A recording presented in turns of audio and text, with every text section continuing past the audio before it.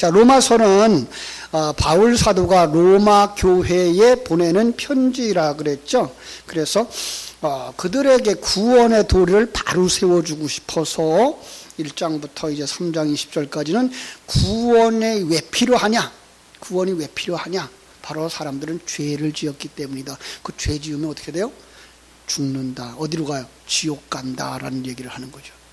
그런데 하나님이 의로운 그 은혜를 베푸시려고 그래서 의를 덧입혀 주심으로 말미암아 이제 의로운 자가 되어져 구원받게 하는 것이 복음 안에 들어있다. 그리스도로 말미암아서 의로워진다라는 이야기를 3장 20절부터 5장 21절까지 해주었고요. 그죠? 그래서 그 그리스도의 사역은 어떤 거냐? 바로 대속의 사역이었다. 그 6장부터 8장까지. 그래서 예수 그리스도의 십자가의 대속에 관한 부분을 설명하고 그래서 구원이 이루어졌죠. 그래서 그 신뢰를 이제 9장부터 10장, 11장을 통해서 이스라엘 백성들이 구원받은 이야기를 다 해놓고 이제 12장부터 15장, 13절까지 이와 같이 하나님의 생명을 가진 자들의 삶이란 이 생명에 의해서 나오는 삶이란 성령의 열매란 이런 것이란다라고 얘기를 하고서 이제 15장 14절부터 16장 27절까지 끝맺는 말이에요. 오늘 우리가 16장을 봤는데 끝맺음을 하는 부분이죠. 근데 끝맺음을 하면서 바울 사도는 어떤 얘기를 하는가 하면은 동역자들을 소개를 하고 있어요. 그죠? 동역자들. 그래서 너희들이 이런 사람을 좀 대접해 줬으면 좋겠다. 이 부분이 그래서 참 애매하다라는 해석들을 하고 있어요. 왜냐하면 여기에 나오는 사람들이 다 로마에 있었을까라는 생각을 하고 있기 때문에 이 편지는 로마에 보낸 편지가 아니라 에베소에 먼저 보냈던 편지는 아닐까라는 생각도 하고 있는데 우리는 그런 생각을 조금 뒤로 두고, 그죠? 조금 뒤로 두고, 하나님께서 바로 우리가 한 교회라고 하는 것, 예, 로마에 있는 교회나 에베소에 있는 교회나 고린도에 있는 교회가 하나님의 나라 안에서 한 교회로구나 라는 생각을 가지고 서로 뭐 하라고요? 문안하라라고 이야기한다고 생각하면 아주 이야기는 쉽죠. 그죠? 우리는 난제들을 잘 풀어가요. 어떤 면에서요? 하나님의 안목으로 보고서. 그래서 이제 그들은 생각하기를 로마 교회는 그 로마에 있고 고린도 교회는 고린도에 있고 에베소 교회는 에베소에 있는데 지금과 같이 뭐 교통이 발달한 것도 아닌데 뭐 서로 그렇게 문안을 하라 그랬을까라고 생각하고 있지만 바울 사도는 벌써 이런 큰 안목을 가지고 있는 거죠. 우리는 하나의 교회다. 로마 너희의 거기에 살고 있지만 고린도에 있는 우리와 한 형제다. 그러니까 우리는 서로 문안할 수 있어야 된다라고 얘기를 하는 거예요. 자, 그런데 한 번쯤 이제 본문의 내용으로 돌아와서 바울의 동역자들, 바울은 어떤 사람들과 사귀었으며 어떤 사람들이 바울을 도와줬을까? 여러분, 이런 얘기가 있죠. 친구를 보면 그 사람을 안다는 말이 있어요. 그죠? 그래서 그러죠. 나는 당신을 모른다 그러면 당신이 내게 당신의 친구를 소개해 준다 그러면 나는 당신이 어떤 사람인지 알 수 있을 것이다 라는 이런 얘기가 있어요. 그 사람이 어떤 사람과 사귀느냐에 따라서 그 사람의 됨됨이를 볼 수가 있다는 거죠. 그래서 오늘 이 땅에 살아가는 사람들도 사귀는 자들을 잘 골라야 되죠. 골라 사귀어야 돼요. 아무나 사귀어서 안 돼요. 그래서 우리가 어린 우리 학생들을 위해서, 자녀들을 위해서 기도하는 기도 가운데 하나가 뭐예요? 하나님, 저에게 좋은 친구를 주세요. 그죠? 하나님, 왜요? 친구 따라 강남 가니까. 그래서 건강한 친구, 정신적으로, 육체적으로, 영적으로 건강한 친구 주세요. 더 나아가서, 우리 장로님 한 분한테 이제 배운 건데, 우리 아들이, 우리 자녀가 저들에게 좋은 친구가 될 수 있도록 그런 친구를 사귈 수 있게 해주세요. 좋죠. 그죠? 왜요? 친구 따라 강남 가니까. 사실이에요.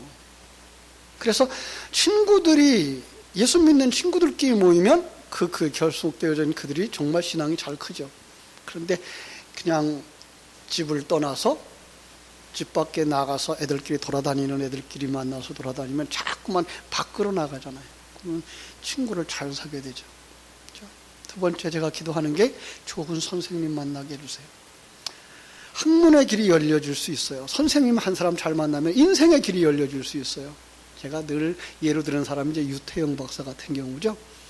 그분은 이제 그런 많은 간증들을 가지고 있는데 그 중에 하나가 바로 선생님 잘 만나서 학문의 길이 열렸던 것이고, 어떤 사람들은 그 유태영 교수를 만남으로 말미암아서 인생이 바뀌었어요. 좋은 학교도 못 갔는데요. 뭐 내가 뭐 하겠어요. 그냥 사장님 비서나 하고 차나 따라주고 그러다가 시집가면 되죠 했던 자매를 프랑스로 보내가지고 거기 가서 제빵 기술자가 돼가지고 한국에 굴지의 제빵 회사에 스카우트 해가지고 와가지고 교수님보다 더 많이 월급 받는 사람이 된 그런 제자들도 있고요. 그래서 그 학생들을 여행을 보내요. 그래가지고 여행 비용을 하나만 준비해가지고 가서 그 나라에 가서 생활하면서 배우면서 거기서 다시 여행비를 마련해서 다음 나라로 여행을 가고 거기서 또 돈을 벌어서 그 다음 나라로 가고 이렇게 해서 한 반년 정도, 1년 정도만 돌아오면 그들이 하는 말이 있대요.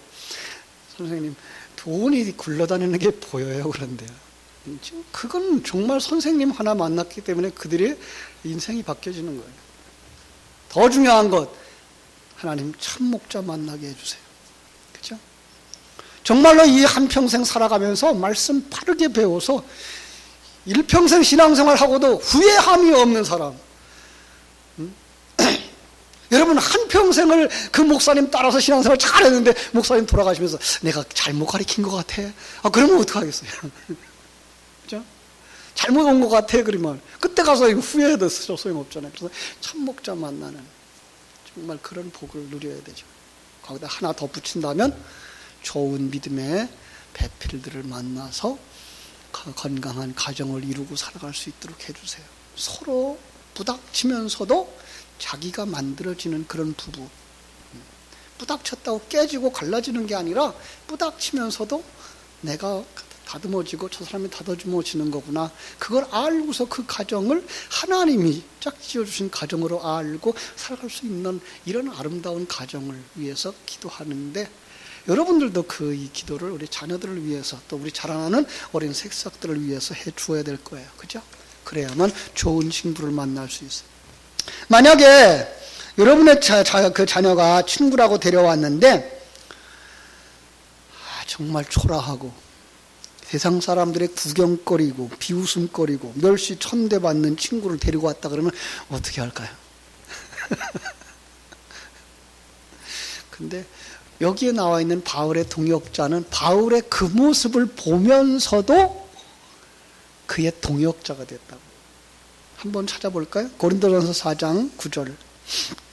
고린도전서, 로마서 뒤에죠? 4장 9절. 9절부터 13절까지 읽어드릴게요. 4장 9절. 내가 생각건대 하나님이 사도인 우리를 죽이기로 작정된 자같이 끄트머리에 두셨음에 우리는 세계 곧 천사와 사람에게 구경거리가 되었도다. 우리는 그리스도 때문에 어리석으나 너희는 그리스도 안에서 지혜롭고 우리는 약하나 너희는 강하고 너희는 존귀하나 우리는 비천하여 바로 이 시각까지 우리가 줄이고 목마르며 헐벗고 매맞으며 정처가 없고 또 수고하여 친히 손으로 일을 하며 모욕을 당한 즉 축복하고 박해를 받은 즉 참고 비방을 받은 즉 권면하니 우리가 지금까지 세상의 더러운 것과 만물의 찌꺼기같이 됐다. 누구예요 이게? 바울이에요. 이 동역자들의 친구인 바울이 이런 모습이었어요. 하나 더, 고린도후서 11장. 조금 뒤로 가면 고린도후서 나오죠? 11장.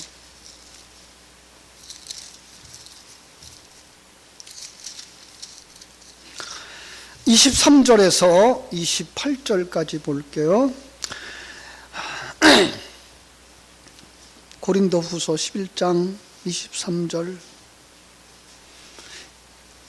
그들이 그리스도의 일꾼이냐 정신없는 말을 하거니와 나는 더욱 그러하도다. 내가 수고를 넘치도록 하고 옥에 갇히기도 더 많이 하고 매도 수없이 맞고 여러 번 죽을 뻔하였으니 유대인들에게 40에서 하나 감한 매를 5번 맞았으며 3번 태장으로 맞고 1번 돌에 맞고 3번 파선하고 일주일을 깊은 바다에서 지냈으며 여러 번 여행하면서 강의 위험과 강도의 위험과 동족의 위험과 이방인의 위험과 시내의 위험과 광야의 위험과 바다의 위험과 거짓 형제 중에 위험을 당하고 또 수고하여 애쓰고 여러 번 자지 못하고 줄이며 목마르고 여러 번 굶고 춥고 헐벗었었노라.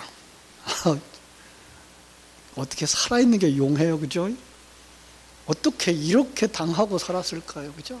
그런데 그 사람을 도와주는 동역자들로 여기 있었다라고 로마서 16장은 이야기하고 있는 거예요. 참.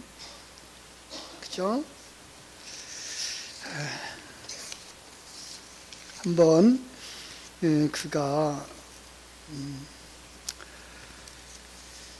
그가 이렇게 얘기를 하면서 훗날 디모데 후서에서는 그래서 나를 떠난 사람들도 많단다라고 얘기를 해요. 디모데 후서 1장 15절.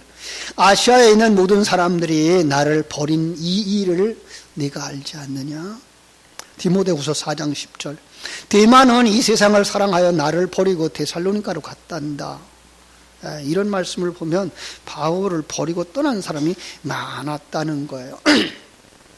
실은 이 떠났다는 단어 속에서 우리는 2가지 의미를 찾아볼 수 있어요. 하나는 바울 사도가 행하는 그 행위에 대해서 너무 힘들어서 같이 가지 못했던, 그죠? 마가와 같은 사람. 그는 나중에 하나님의 사람으로 서잖아요. 그런 갈라짐이라고 하면, 그런 떠남이라고 그러면 우리는 이해할 수 있죠. 그죠? 그런 건 우리가 받아들일 수 있어야 돼요. 아주 쉬운 예로 나라고 하는 설교자, 그죠? 아니 우리 포리교회라고 하는 교회를 떠나서 다른 교회에 가서 신앙생활을 잘 한다 그러면 그거는 문제로 삼을 수가 없다라는 거죠. 그걸 우리가 가져야 돼요. 우리 포리교회의 목사나 성도들은 바로 이런 부분에 있어 열려져야 돼요. 그렇죠? 이사를 갈 수도 있어요. 그러나 그러하지 아니한 상황 속에서는 그런 인간적 부딪힘, 생각이 다르고 갈등이 있어서 부딪힘 때문에 떠나는 건 안 좋은 거예요. 그죠? 왜요? 부부가 부딪히면서 함께 성장하는 것처럼 성도들도 교회 안에서 부닥치면서 함께 만들어져 가고 있다는 것을 여러분들이 인식해야 되기 때문에 그런 헤어짐은 안 좋은 거죠. 그런데 더 불안한 떠남은 어떤 거예요? 정말 그 진리를 떠나버려서 하나님을 따라가지 않는, 예수를 믿지 않는 떠남, 이런 떠남은 정말 걱정스러운 떠남이죠. 물론 우리가 어떻게 할 수는 없어요. 우리가 최대한도로 다가가서 권면하고 사랑으로 다독거려 주어야 되죠. 그러나 그럼에도 불구하고 그 진리를 떠난다 그러면 그걸 어떻게 하겠어요? 그러나 같은 신앙을 가지고 있다면 우리는 미국에 있든지 한국에 있든지 카나다에 있든지 중국에 있든지 부산에 있든지 포리에 있든지, 그죠? 우리 같은 신앙의 사람이라고 하는 것, 한 몸이라고 하는 것 가지고 서로 교제할 수 있어야 되고 서로 용납할 수 있어야 되는 거예요. 그죠? 그래서 지금 바울 사도는 이 로마서를 어디서 쓰고 있더라고요? 고린도라고 하는 지방에서, 교회에서 쓰고 있는데 그가 지금 나의 동역자라고 얘기하면서 나와 같이 생명을 같이 하고 복음을 가지고 사명을 감당했던 사람들을 천거한다라고 말하고 있는 거예요. 그 중에 어떤 사람은 로마에 지금 있을 것이고요. 그 중에 어떤 사람은 지금도 에베소에 있을 것이고요. 그 중에 어떤 사람은 지금도 고린도에 있는 사람이거든요.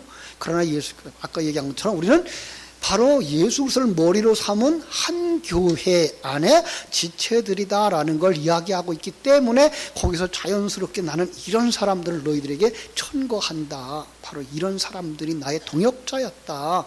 이런 사람들에 의해서 내가 지금 여기 존재한다라는 이야기를 하고 있는 거예요. 참 감사하죠. 저도 그런 상황들을 많이 겪었어요, 사실은. 그래서 그 전에 옛날 생각이 나네요. 장기 금식한 후에 그때 참 너무 감사해서 몇 분들에게 이제 십자가 배지를 이렇게 그때만 해도 이렇게 만들어서 나눠드렸던 그런 적이 생각이 있어요. 그때 그런 얘기를 했어요. 바로 집사님이 있어서, 권사님이 있어서 오늘 제가 있습니다.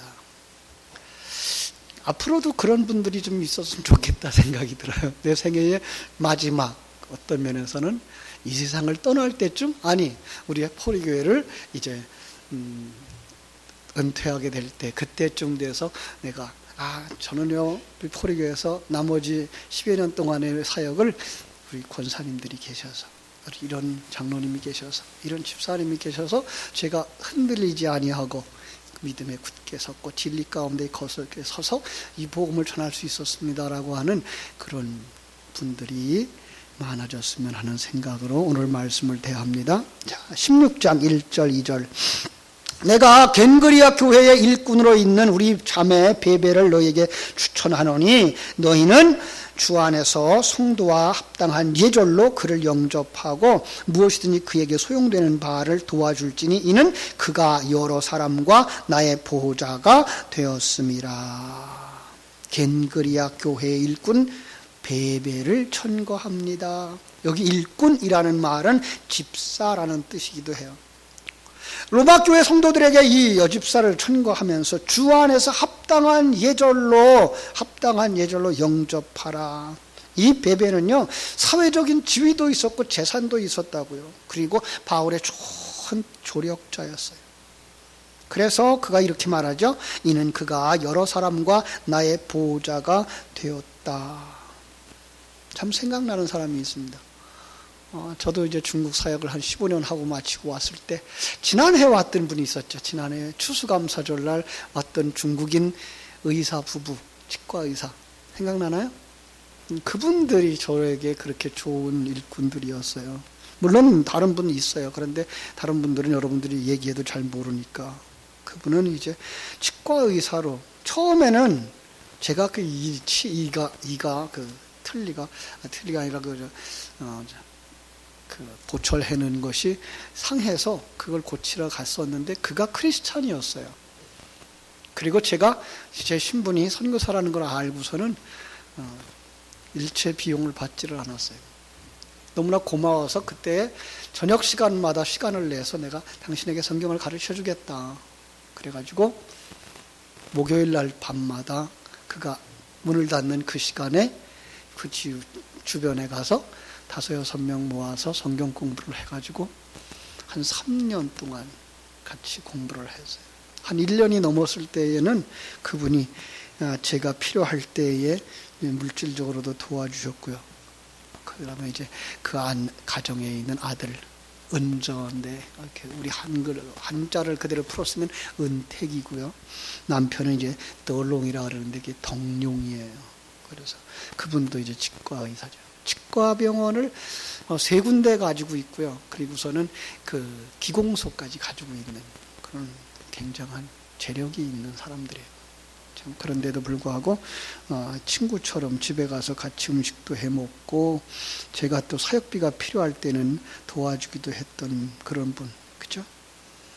여러분, 제가 그분을 소개한다 그러면은 얼마나 정말 간절한 마음으로 그분을 추천하지 않겠어요? 아마 바울 사도에게 있어서 여기 베베는 그런 분이 아니었을까? 또 다른 사람도 있어요. 브리스굴라와 아굴라와 같은 사람, 그죠?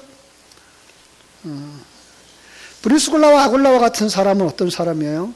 3절로 5절. 너희는 그리스도 예수 안에서 나의 동역자인 브리스가와 아굴라에게 문안하라. 그들은 내 목숨을 위하여 자기들의 목까지 내놓았나니 나뿐 아니라 이방인의 모든 교회도 그들에게 감사하느리라. 이 소아시아의 유대인 본토 출신이에요. 글라우디오 그 황제 시대에 로마에서 유대인들을 추방했어요. 그래서 추방당해서 고린도에 와 있을 때 바울을 만났고요. 같은 작업을 했어요. 바울이 장막 깁는 일, 장막 짜는 일을 했고 이 사람도 그런 일을 해서 자연스럽게 만나서 복음을 전했던 걸 알 수 있어요. 사도행전 18장에 가면 그분의 그 사역을 좀 많이 볼 수 있는데요. 나중에 시간 되시면 한번 살펴보세요. 그 부부예요. 그런데 여자 이름이 먼저 나와요. 금방 소개했던 그 치과 의사 같은 경우도 마찬가지예요. 남편은 신앙이 그렇게 많지 않아서 나중에 예수를 믿고 세례를 받았지만 믿음은 그 아내만 하지 못했어요. 그래서 참 소중한 일꾼들이었어요. 바울이 전하는 복음 때문에, 그죠? 죽을 일이 있다고 하면, 욕을 먹을 일이 있다고 하면 내가 대신 하겠습니다. 그러고 나와서는 사람들이에요. 어제 중국 현지에 있는 그 길림대 교수인 제자에게서 연락이 왔어요. 저와 함께 일하던 조선족 전도사가 어머니가 한국에 나와서 한국 국적을 받았어요. 그리고 누나도 나와서 한국 국적을 받았는데 그 어머니가 그 뇌경색으로 강남 경희대학병원에 입원해 계셔서 그분이 어떻게 나왔다고 연락이 왔어요. 저한테 메시지가 안 들어왔길래 잠깐만 찾아봤더니 그분이 이제 서울에 있다고 얘기를 하더라고요. 이 전도사님 성경을 아주 사랑합니다. 한국에 있는 고신측 선교사님들 또 한국에서 오는 교수들을 통해서 많은 성경을 공부를 했는데 이상하게 안 열렸어요. 그리고 가정도 어려워가지고 정말 이혼 위기에 이런 상황이 있는 사람인데 그 저와 같이 성경 공부를 하면서 얼마 있다가 그분이 하신 고백이 그래요. 마치 그동안 가지고 있었던 성경 지식이 흩어져 있는 엔진 부속과 같았는데 함께 공부하면서 그 부속들이 제자리를 찾고 돌아가서 이제 움직여지는, 그래서 복음이 살아나는 그런 것을 경험했다 그러면서 그러한 복음 속에서 이혼의 위기를 극복하게 되었다라고 얘기를 하더라고요. 참 감사한 거죠. 그죠? 바로 그런 간증들이, 그러한 경험들이 그들로 하여금 뭐예요? 바울의 동역자가 되게 하는 것처럼 선교사들의 동역자가 되기도 하는 것을 볼 수가 있어요. 여기 브리스굴라와 아굴라가 바로 그런 사람이었어요. 자, 이들의 가정에 있는 교회에도 문안을 하라 그래요. 참, 그들의 가정에서 뭐 했다고요? 문을 열고 복음을 전하는 집으로 삼아서 썼다는 거죠. 중국에 있는 가정교회들이 바로 그런 교회들이에요. 제가 양육했던 자매 하나도 자기 가정에서부터 교회를 시작해가지고 이제 너무 자기 집이 좁고 그러니까 이제 그 상가를 얻어서 지하실이 아니라 1층을 얻어서 예배당을 꾸렸고, 예. 지금은 뭐 한 7, 80명. 그리고 어떤 분은 벌써 그 교회를 2개째나 개척하고 있는 이런 분들, 바로 그런 교회에 대하여서 문안하고 있는 모습을 볼 수가 있습니다. 그죠? 그러면서 16장 안에 무려 26명이나 되는 사람들의 이름이 나와요.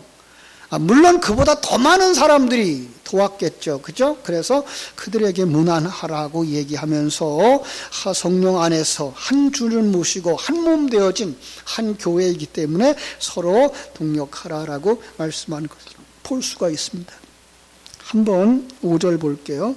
또 저희 집에 있는 교회에도 문안하라. 내가 사랑하는 에베네도에게 문안하라. 그는 아시아에서 그리스도께 처음 익은 열매니라. 그가 1차 전도 여행 때에 이 에베네도를 그 전도했던 것 같아요. 그리고 그때부터 계속 바울을 돕는 자가 되었던 것 같아요. 그래서 너희를 위하여 많이 수고한 마리아에게 문안하라 그러고 있고요. 7절에 보니까 내 친척이여 나와 함께 갇혔던 안드로니고와 유니게에게 문안하라. 그들은 사도들에게 존중이 여겨지고 또한 나보다 먼저 그리스도 안에 있는 자라. 바울 사도보다 먼저 예수를 믿었는데 바울 사도의 동역자가 되어졌다는 거죠. 감사할 일이죠. 그죠? 8절 또 주 안에서 내 사랑하는 암블리아에게 문안하라. 그리스도 안에서 우리의 동역자인 우르바노와 나의 사랑하는 스타구에게 문안하라. 그리스도 안에서 인정함을 받은 아벨레에게 문안하라. 아리스토블로의 권속에게 문안하라. 내 친척인 헤로디온에게 문안하라. 나기수의 가족 중 주 안에 있는 자들에게 문안하라. 12절 주 안에서 수고한 드루베나와 드로보사에게 문안하라. 주 안에서 많이 수고하고 사랑하는 버시에게 문안하라. 주 안에서 택하심을 입은 루포와 그의 어머니에게 문안하라. 그래서 이게 지금 뭐예요? 로마 교회 안에 있는 성도들만이 아니고 에베소에 있는 교회, 그죠? 고린도에 있는 교회, 빌립보에 있는 교회, 모든 교회들 속에서 자신의 동역자가 되어졌던, 그 추천해주고 싶었던 사람들의 이름을 다 기억하고 있는 것을 우리가 여기서 볼 수가 있습니다. 그렇습니다. 이렇게 바울이 아는 사람들, 바울과 함께 복음 사역을 했던 그 사람들이 교회인 거예요. 여러분, 그들은 어떤 사람들이었다고요? 바울의 뭘 봤어요? 행색을 본 거 아니에요. 바울을 통해서 내가 출세하겠다고 하는 기회를 본 것도 아니고, 바울이 가지고 있는 돈을 보고서 따라온 사람들도 아니고, 그들은 뭘 봤어요? 바울이 가지고 있는 복음을 본 거예요. 예. 그러니까 그게 가능하냐고요. 행색이 남루하고 사람들 앞에 쫓겨나고 인정도 받지 못하고 때로는 돌에 맞고 때로는 성밖에 던져지고 그래서 그냥 다 찢어지고 피 흘리고 한 그 사람 속에서 복음을 볼 수 있었던 눈, 누가 열어줬을까요? 하나님이시죠. 예. 그러니까 이 동역자들 속에는 이미 뭐가 있는 거예요? 로마서 1장부터 15장까지의 내용이 다 있는 거예요. 그렇습니다. 여러분, 우리는 너무 단순하게 생각해요. 너무 단순하게 생각해서 그 사람을 도와주다가 그만두다가 그래요. 아니요, 우리는요 그 사람을 도울 수 있는 사람인가를 봐야 돼요. 정말 우리가 선교사들을 돕고 이제 연말이 되어지면 또 이제 도와달라고 하는 메시지들이 계속 들어오는데, 그들을 도와주고 교회가 지원해주고 할 때에 정말 그분이 친척관계가라서가 아니고, 예, 다른 어떤 관계에서가 아니고 그분이 정말 복음에 서 있어서 그분이 하는 그 복음 사역에 우리가 동참하여서, 그거는요 1년 2년 하고 끝나는 게 아니에요. 그리고 그냥 돈 몇 푼 주는 걸로 끝나는 건 정말 아니어야 되는 거예요. 지금 한국교회에서 이 농촌교회들을 도와주고 개척하는 교회들을 도와주는 건 이거는 동량이에요. 동량. 돈이나 한 몇 푼 주는 것 가지고 그게 무슨 도움이 되겠어요? 정말 필요하다 그러면 우리가 찾아가서 도와줘야 돼요. 전도해 줘야 돼요. 그 교회가 살아 움직일 수 있도록. 앞으로 우리 교회가 좀 그랬으면 좋겠어요. 우리 노회에서 지금, 총회에서 지금 이 미자립 교회 돕기 운동을 해요. 지금도 이제 연말이 되어지니까 내년에 이제 노회에서 한 10만 원씩 이렇게 보내라라고 하는 얘기가 들어오는데, 그것보다 더 중요한 거, 정말 20, 30명도 안 모여있는 교회라 그러면 어떤 큰 교회가 200, 300명 모이는 교회가 7, 800명 모이는 교회가 일부 예배 마친 교인들 한 그룹씩이라도 보내서 11시 예배 같이 앉아서 예배를 드려줘야 되고요. 예배 마치고 나면 같이 식사도 하고 그다음에 전도지 들고 지역을 다니면서 거기에 교인들이 모여서 와서 앉아서 예배 드릴 수 있을 때까지 도와줘야 돼요. 저는 그걸 강력히 주장하는데 이게 잘 안 되더라고요. 교회가 교회를 낳지 않으면 이제는 안 돼요. 교회 안에서 목사님들의 그 경제적인 문제들, 또 이 교회를 사람들이 판다, 또 뭐 이런 얘기들이 자꾸만 나오는 그 가장 그 깊은 곳의 문제는 뭔가 하면 목사가 자기 재산을 다 들여서 교회를 개척했기 때문에 그래요. 그래 놓고는 그걸 그냥 목사님께서 얼마를 들여서라는 근거도 안 남겨놨어요. 그리고 교회가 커져요. 그럼 그걸 목사님은 또 목사님 자기의 그 물질인 양, 자기의 건물인 양 이렇게 생각하고 있고, 교인들조차도 그걸 어떻게 선을 긋지 못하고 있는 이런 것에서 문제들이 생겨요. 근데 그런 것들이 완화하려면 뭐 해야 돼요? 교회가 교회를 개척해야 돼요. 사람을 나눠줄 수 있어야 되고, 물질을 나눠줘서 그것을 교회로 낳은 물질이 되어져야만 교회가 건강할 수 있어요. 아주 쉬운 얘기로, 이 다음에 여러분들이 어디 교회 가서 돕든지 개척교회를 돕든지 그때에 목사님이 얼마를 가지고 시작했으면 그걸 근거로 남겨놓으셔야 돼요. 예. 나중에 이자를 계산해서 드리든지 아니면 본전만 드리든지는 교회 형편에 따라서 할 것이지만 그 근거는 있어야 돼요. 그래야 깨끗하게 마무리할 수가 있고 교회는 교회로 존재할 수 있어요. 지금 한국 교회예요. 전 중국 교회에서도 많이 봤는데 지금 한국에 들어와서 보니까 한국 교회들도 지금 교회 건물이 목사의 이름으로 되어 있는 사람들이 너무 많아요. 안타까운 거죠. 그런가 하면 아버지가 교회를 세워서 크게 했다고 아들을 갖다 세워주는 이런 교회들. 우리 조금 더 눈을 크게 뜨고 보셔야 돼요. 하나님의 안목에서 하나님이 주신 거 우리 갈 때 하나도 가져가지 못하고 안 가져가요.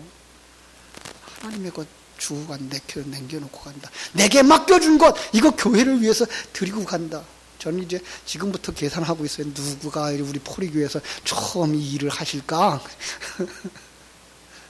자기 재산 아들한테 다 물려주지 말고 하나님 앞에 드리는, 이건 내 몫이었어요. 자식은 자식 몫이 있어요. 그들이 장립할 수 있고 독립할 수 있도록 시켜주고 나머지는 내 생에 살다가 하나님께 드리고 가는, 이게가 바로 설 수 있어야 돼요. 그래서 정말 여러분 생애에도 자녀들을 모아놓고